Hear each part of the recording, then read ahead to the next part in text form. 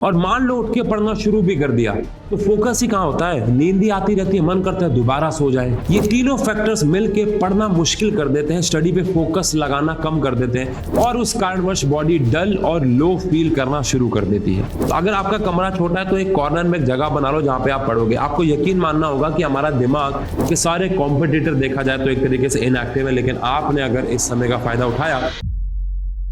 Winters आ गई हैं और उसी के साथ एक अजीब सी साइकिल भी शुरू हो चुकी है। रात को सोचते हो कि यार जल्दी सो जाता हूं, सुबह उठ के पढ़ूंगा। सुबह अलार्म बजता है, रजाई से कंबल से बाहर निकलने का मन नहीं करता और पढ़ा ही नहीं जाता। और मान लो उठ के पढ़ना शुरू भी कर दिया तो फोकस ही कहाँ होता है, नींद ही आती रहती है, मन करता है दोबारा सो जाए। और बुक खोलते ही भाई साहब नींद इतनी फास्ट आती है जैसे कि खिड़की खुलते ही सर्दियों में ठंडी हवा। लेकिन ये सब आपके विल पावर का इशू नहीं है, इसमें साइंटिफिक और बायोलॉजिकल कारण इन्वॉल्व्ड है। जैसे विंटर्स में टेम्परेचर गिरता है वैसे हमारी बॉडी में 3 बायोलॉजिकल फैक्टर्स एक्टिवेट हो जाते हैं जो पढ़ाई को और मुश्किल बना देते हैं। पहला, विंटर्स में मेलाटोनिन यानी कि स्लीप हार्मोन ज्यादा रिलीज होता है। इसी वजह से नींद आती है, बॉडी दिमाग हैवी लगने लग जाता है, एनर्जी डाउन हो जाती है। साथ ही ब्लड वेसल्स टाइट हो जाती है जिसकी वजह से बॉडी हीट कम रिलीज करे, जिसकी वजह से हाथों और पैरों तक ब्लड फ्लो कम हो जाता है और उस कारणवश बॉडी डल और लो फील करना शुरू कर देती है। इवन सेरोटोनिन लेवल भी गिरने लगता है और सीधा इंपैक्ट मूड पर पड़ता है। अलर्टनेस और कॉन्फिडेंस दोनों कम होने लग जाते हैं। ये तीनों फैक्टर्स मिलके पढ़ना मुश्किल कर देते हैं, स्टडी पे फोकस लगाना कम कर देते हैं। पढ़ने का मन तो करता है लेकिन बॉडी साथ नहीं देती है। लेकिन टेंशन तो इस बात की बढ़ जाती है कि भैया सर्दी पीक पर होती है जो कि चल रही है और बोर्ड्स के पेपर सर पर है, तो भागने का तो कोई ऑप्शन ही नहीं है। इसलिए आज की इस वीडियो में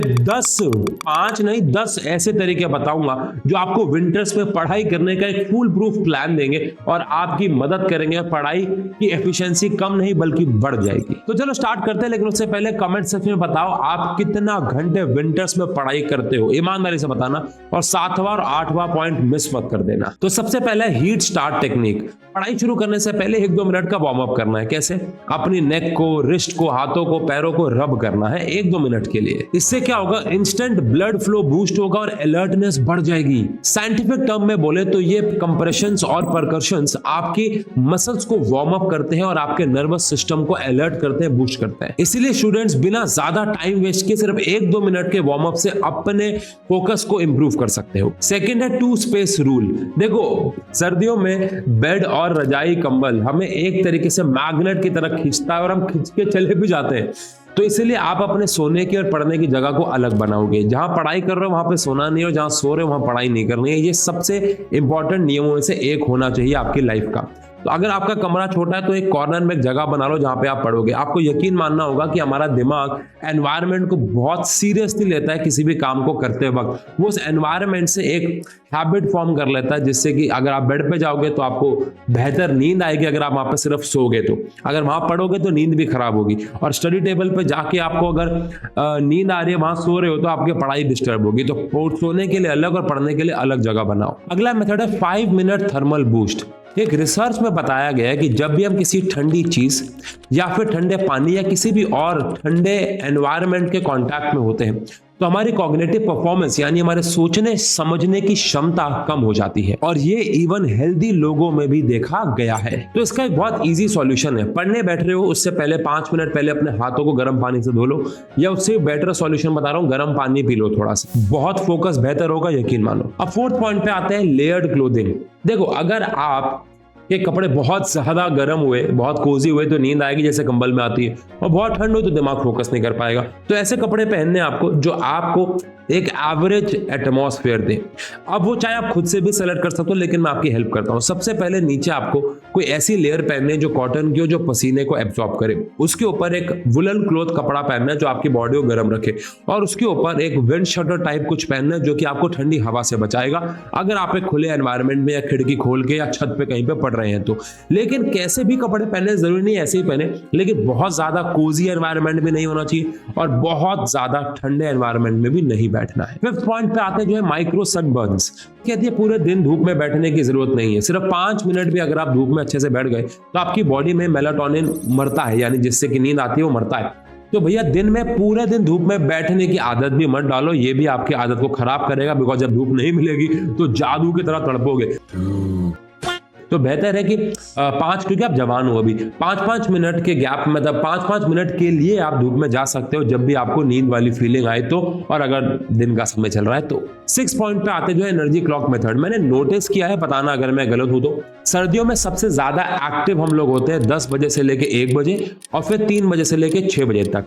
हो सकता है थोड़ा बहुत फ्लक्चुएट करे आपका आंसर, बट मेजरली यही वो 2 समय जहां पे हम सर्दियों में सबसे ज्यादा एक्टिव होते हैं।